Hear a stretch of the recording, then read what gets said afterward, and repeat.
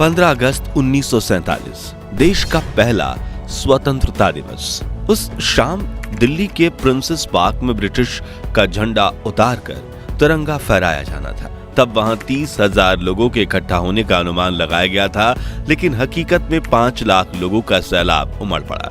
खुद जवाहरलाल नेहरू और Lord Mountbatten को समझ नहीं आ रहा था कि मंच तक जाए कैसे। पंडित नेहरू को लोगों के कंधों पर चढ़कर मंच तक पहुंचाने की जद्दोजहद करनी पड़ी और लॉर्ड माउंटबेटन तो अपनी बग्गी के बाहर से ही नहीं निकल पाए। लॉर्ड माउंटबेटन की बेटी पामेला कहती हैं कि जब मैं वहां पहुंची तो पंडित नेहरू ने मुझे चिल्लाते हुए कहा कि तुम लोगों के सिर और कंधों पर पैर रखते हुए मंच पर आ जाओ, वो बिल्कुल बुरा नहीं मानेंगे। तो मैंने कहा, मैंने ऊंची एड़ी वाली सैंडल पहनी है जो लोगों को चुभ सकती है। तब नेहरू फिर बोले, तो सैंडल को हाथ में लो और आगे बढ़ो। ये कहते हुए नेहरू भी लोगों के ऊपर से होते हुए मंच पर पहुंचे और फिर उन्हें देखते हुए मैंने भी अपनी सैंडल उतारकर हाथों में लिया और इंसानों के सरों पर कालीन की तरह पैर रखते हुए पहुंची, जहां मैं सरदार पटेल की बेटी मणिबेन पटेल के साथ जाकर खड़ी हो गई।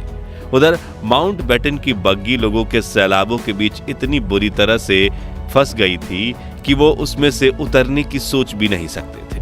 इसलिए उन्होंने पंडित नेहरू की तरफ देखते हुए चिल्लाकर कहा, लेट्स होस्ट दी फ्लैग, यानी चलिए झंडा फहराइए।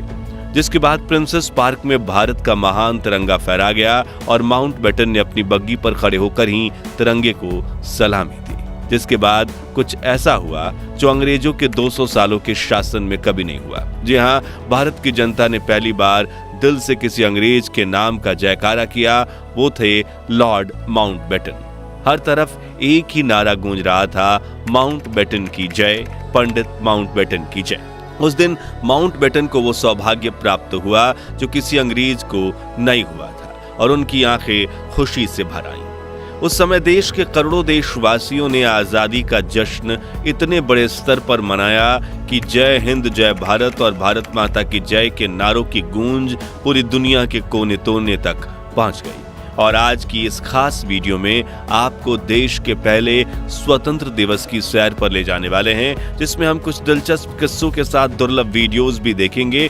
बाकायदा हम ब्रिटेन का झंडा उतारकर भारत का तिरंगा लगाने का दुर्लभ वीडियो भी देखेंगे। इन सब की मदद से आप उन खुशनुमा पलों को खुद महसूस कर पाएंगे। आपका सीना गर्व से चौड़ा हो जाएगा और तो और खुशी के आंसुओं से भर जाएंगी आपकी आंखें। तो पूरा वीडियो जरूर देखिएगा। दोस्तों, द्वितीय विश्व युद्ध में भले ही प्राइम मिनिस्टर विंस्टन चर्चिल ने ब्रिटेन को जीत दिलवाई थी, लेकिन इस जंग में ब्रिटिशर्स की कमर टूट गई थी। दूसरी तरफ भारत में आजादी के आंदोलन की रफ्तार काफी तेज हो चुकी थी। नेताजी सुभाष चंद्र बोस की देश के बाहर देश के लिए बनाई गई आजाद हिंद फौज अब जंग के लिए तैयार थी और महात्मा गांधी के नेतृत्व में देश में स्वतंत्रता आंदोलन अपने चरम पर था।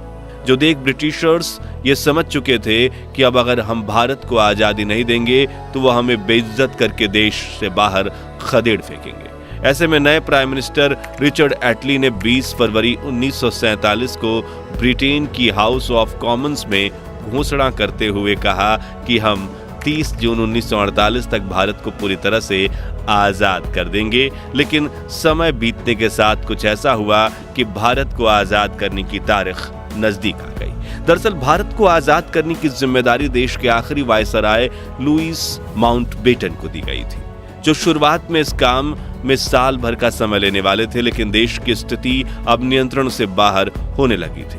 इसी दौरान एक और स्वतंत्रता सेनानी लगातार संघर्ष कर रहे थे। वहीं दूसरी तरफ अंग्रेजों के डिवाइड एंड रूल षड्यंत्र की वजह से देश के कई इलाकों में जात पात के दंगे भड़क उठे थे। स्थितियां अंग्रेजों के हाथों से बाहर निकल रही थी। तभी ब्रिटिश इंडिया के आखिरी गवर्नर जनरल सी राजगोपालाचारी ने माउंटबेटन को समझाते हुए कहा कि अगर आपने 30 जून 1948 तक इंतजार किया तो वापस करने के लिए आपके पास कोई सत्ता ही नहीं बचेगी। यह बात उनके जहन में बैठ गई थी और लॉर्ड माउंटबेटन ने भारत को जल्द से जल्द आजाद करने का निर्णय लिया और 3 जून 1947 को इस प्रेस कॉन्फ्रेंस में ऐलान कर दिया गया कि 15 अगस्त 1947 के दिन भारत को आजादी दी जाएगी। साथ ही भारत और पाकिस्तान के नाम के 2 देश बनेंगे और इनके संविधान भी अलग अलग होंगे, जिससे लंदन में तो हैरानी का माहौल फैल गया, क्योंकि अब सोने के अंडे देने वाली ये चिड़िया 200 सालों बाद उनके कैद से आजाद होने वाली थी। लेकिन भारत में खुशियों का माहौल फैल गया, क्योंकि जिस आजादी के लिए लाखों फ्रीडम फाइटर्स ने अपनी जान दी थी, अब जल्द ही सभी देशवासी उस आजादी की खुली हवा में सांस लेने वाले थे। दोस्तों, क्या आप जानते हैं कि आजादी के दिन तो 15 अगस्त को चुना गया, लेकिन तब आजादी का समारोह 14 अगस्त की दरमियानी रात को ही क्यों शुरू कर दिया गया था? तो इसके पीछे भी एक खास कारण था। दरअसल भारत के वरिष्ठ ज्योतिषियों के मुताबिक 15 अगस्त का दिन शुभ नहीं था।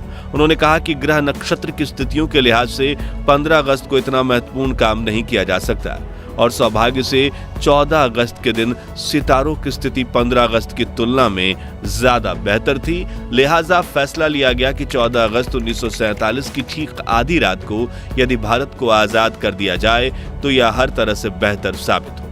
वायसराय लॉर्ड माउंटबेटन ने यह प्रस्ताव स्वीकार किया और 14 अगस्त की रात 11 बजे संसद भवन के सेंट्रल हॉल में स्वतंत्रता दिवस समारोह आयोजित किया गया, जिसकी शुरुआत सुचेता कृपलानी ने की, जो 60 के दशक में उत्तर प्रदेश की पहली महिला मुख्यमंत्री बनी। पहले अल्लमा इकबाल का गीत सारे जहां से अच्छा और फिर बंकिम चटर्जी का वंदे मातरम गाया, जो बाद में भारत का राष्ट्रगीत बना।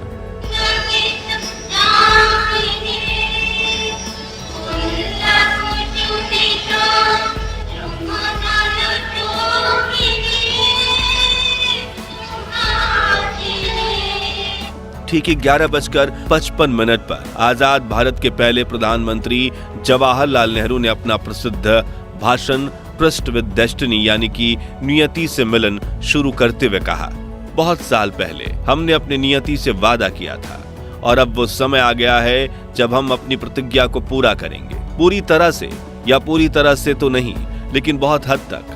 आधी रात के समय जब दुनिया सो रही होगी, भारत जीवन और स्वतंत्रता के लिए जागेगा, आगे उन्होंने कहा। अच्छा है कि इस वक्त खास तौर से इस बात को याद रखें, इस आजादी के दरवाजे पर जब हम खड़े हैं, कि हिंदुस्तान किसी एक फिरके का मुल्क नहीं है, एक मजहब वालों का नहीं है, बल्कि बहुत सारे बहुत किस्म के बहुत धर्म और मजहबों का है। फिर घड़ी में जैसे ही रात के 12 बजे तो एक साथ कई शंख बजने लगे। वहां मौजूद लोगों की आंखों से आंसू बह निकले। महात्मा गांधी और सुभाष चंद्र बोस की जय के नारे से सेंट्रल हॉल गूंज गया। राष्ट्रपति सुभाष चंद्र बोस का 51 बैलों का रथ चंद्रबाबू की पापा देखिए, राष्ट्रपति सुभाष चंद्र बोस का 51 बैलों के रथ का तवारीखी जुलूस इतिहासगत। महात्मा गांधी की जय, महात्मा गांधी की जय, पंडित जवाहरलाल नेहरू की जय, पंडित जवाहरलाल नेहरू की जय। जिसके बाद आजादी के लिए शहीद हुए स्वातंत्र्य के सेनानियों की याद में 2 मिनट का मौन भी रखा गया। आजादी के शहीदों यानी आजादी की जंग में जान कुर्बान करने वाले बहादुरों की याद में 2 मिनट की खामोशी। वहीं बाहर तेज हवा के साथ बारिश में भी हजारों भारतीय इस क्षण का इंतजार कर रहे थे। जैसे ही नेहरू संसद भवन से बाहर निकले, मानो हर कोई उन्हें घेर लेना चाहता था। वरिष्ठ पत्रकार खुशवंत सिंह बताते हैं, हम सब रो रहे थे, एक दूसरे की भावनाओं में बह गए थे और आसपास में अनजान लोग भी खुशी से एक दूसरे को गले लगा रहे थे।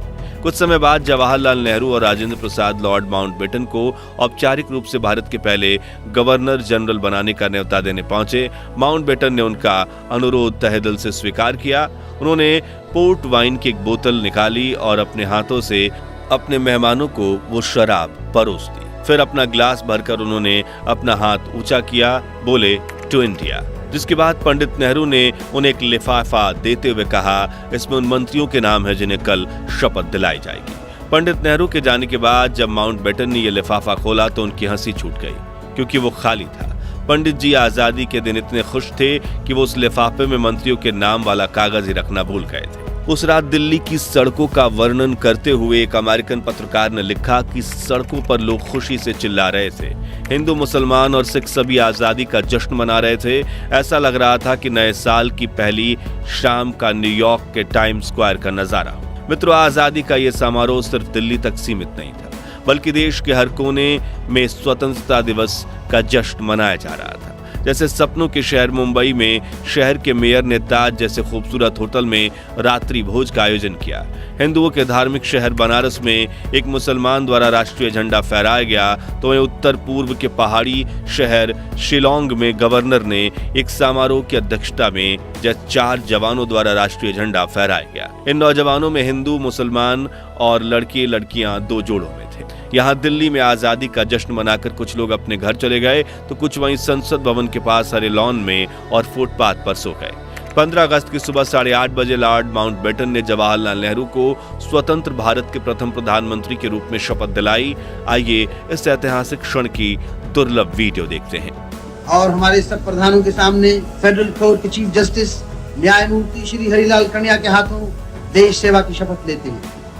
इसी तरह गवर्नर जनरल के हाथों अपनी नई हुकूमत के मुख्य प्रधान पंडित नेहरू और दूसरे प्रधान देश सेवा की शपथ ले रहे हैं। बाहर खड़े हुए लोगों का जोश खरोश बढ़ रहा है, इस इंतजार में बेताब हैं कि कब नेताओं के दर्शन हों। आप हैं स्वतंत्र भारत के पहले प्रधान। अगले दिन दिल्ली की सड़कों पर लाखों लोगों का सैलाब उमड़ पड़ा। सड़कें लोगों से इतनी खचाखच भरी हुई थी कि गाड़ी छोड़िए साइकिल पर भी सफर करना मुमकिन नहीं था। शाम 5 बजे इंडिया गेट के पास प्रिंसेस पार्क में माउंटबेटन को भारत का तिरंगा झंडा फहराना था और ये अनुमान लगाया गया था करीब 30,000 लोग आएंगे, लेकिन लोगों की भीड़ बढ़ती गई और पूरे इलाके में 5 लाख लोग इकट्ठा हो गए। इतनी भीड़ भारत के इतिहास में कुंभ स्नान के सिवाय किसी भी अवसर पर एकत्रित नहीं हुई थी।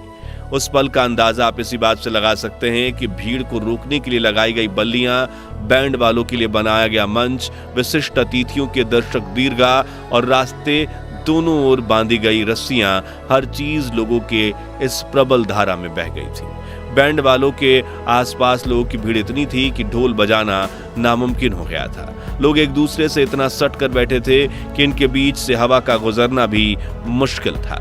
इंग्लिश राइटर डोमिनिक लैपियर और लैरी कॉलिंस ने अपनी किताब फ्रीडम एट मिडनाइट में लिखा था कि उस भीड़ में हजारों ऐसी औरतें भी थीं जो अपने दूध पीते बच्चों को सीने से लगाए हुई थी, इस डर से कि कहीं उनके बच्चे बढ़ती हुई भीड़ में पिचक न जाए। जब उन्हें भीड़ का धक्का लगता था, वो अपने बच्चों को उन्हें रबड़ की गेंद की तरह हवा में उछाल देती और जब वो नीचे गिरता तो उन्हें पकड़कर फिर से उछाल देती। एक क्षण में हवा में इस तरह कई बच्चे उछाल दिए गए। मंच पर खड़ी लॉर्ड माउंटबेटन की 17 साल की बेटी पामेला की आंखें आश्चर्य से फटी की फटी रह गईं। वो सोचने लगी, हे भगवान, यहाँ तो बच्चों की बारिश हो रही है। प्रिंसेस पार्क में भारत के तिरंगे को लहराता देखने का सौभाग्य जिस भी भारतीयों को प्राप्त हुआ, उनका जीवन धन्य हो गया, क्योंकि 200 सालों की कड़ी तपस्या के बाद जब आजादी का तिरंगा फहराया गया, तब अचानक से तेज हवाएं चलने लगी और तिरंगे के ठीक पीछे एक इंद्रधनुष उभर आया, मानो प्रकृति भी भारत की आजादी का जश्न मना रही हो। ऐसा ही माहौल पूरे देश में था। हर जगह जुलूस निकल रहे थे, लोग खुशी से एक दूसरे को गले लगा रहे थे और आजादी के जश्न को मना रहे थे। हालांकि देश के कुछ हिस्सों में लोग बंटवारे का दर्द भी सह रहे थे। उनके लिए 14 अगस्त की रात खुशनुमा नहीं बल्कि दुख, दर्द और पीड़ा भरी काली रात थी, जिस विषय में आप हमारी डिटेल्ड वीडियो डिस्क्रिप्शन में दी हुई लिंक से देख सकते हैं। और यही कारण है कि 15 अगस्त के दिन यहाँ राष्ट्रपिता महात्मा गांधी, जिनकी भारत की आजादी में अहम भूमिका थी, वो नहीं दिखाई दे रहे हैं, क्योंकि उस वक्त वो ना तो संसद में दिखे थे, ना राष्ट्रपति भवन में, ना इंडिया गेट पर और ना ही लाल किले पर। 14 अगस्त की रात प्रधानमंत्री जवाहरलाल नेहरू ने जो भाषण दिया था, वो भाषण गांधी जी ने नहीं सुना था, बल्कि उस रात वो 9 बजे ही सोने चले गए थे। उस वक्त गांधी जी कलकत्ता के बेलिया घाट में लगभग खंडहर हो चुकी हैदरी मंजिल नाम की हवेली में विश्राम कर रहे थे, क्योंकि देश के बंटवारे से शुरू हुई सांप्रदायिक हिंसा को शांत करवाने के लिए बापू 13 अगस्त को कलकत्ता पहुंचे, जहां वो हिंसक प्रवृत्तियों को रोकने की कोशिश कर रहे थे।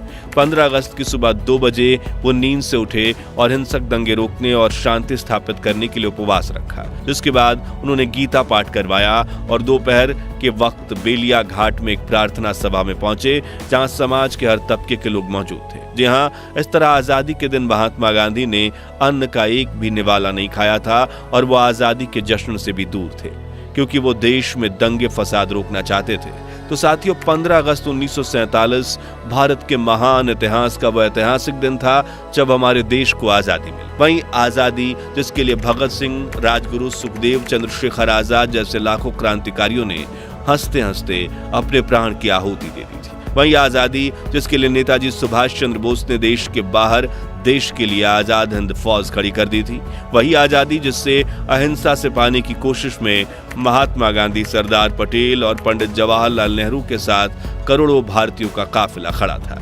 तो दोस्तों, अगर आप भी देश को आजादी दिलवाने वाले फ्रीडम फाइटर्स पर गर्व करते हैं तो उनके सम्मान में कमेंट बॉक्स में जय हिंद, जय भारत जरूर लिखें। ये वीडियो अच्छा लगा हो तो लाइक और शेयर करके 11,000 लाइक्स के लक्ष्य को हासिल करने में हमारी मदद कीजिए और भारत के महान इतिहास से जुड़े ऐसे ही दुर्लभ वीडियोस के लिए हमारे चैनल को सब्सक्राइब करके पास वाली घंटी जरूर बजा दीजिए। मिलते हैं अगली वीडियो में। जय हिंद, वंदे मातरम।